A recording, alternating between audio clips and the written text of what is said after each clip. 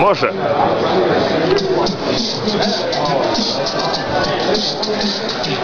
Kad zove ti mamu, zove 060, ja pitam šta ona mi kaže, kurac.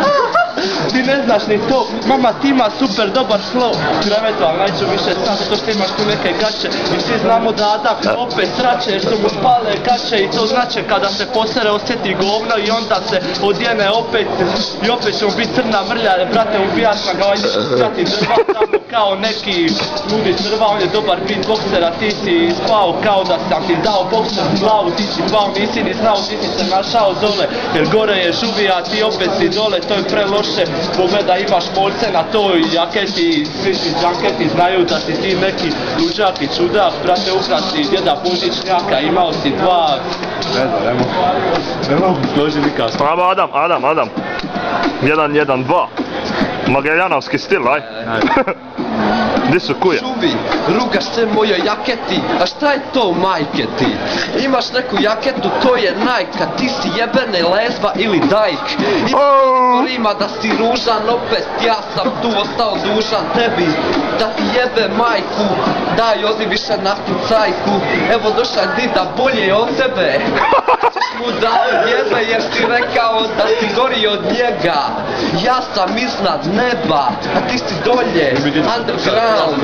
Čuješ ti ovaj funky sound kad te spetlam, jer ti ne dam dalje, kujo sada šaljem te na redu. Ovo je bilo low punch, ama nastavi. Ko je Bin Laden, aj?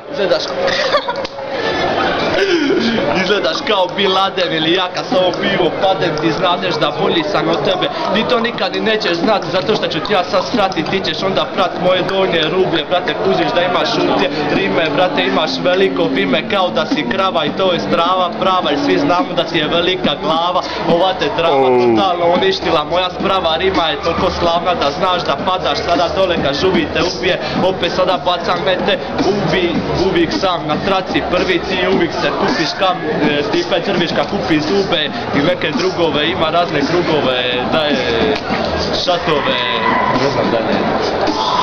Bude ratove. Hoćete još? Jel imaš? Ja sam Bijelja, pa šta ćemo? Jel imaš još?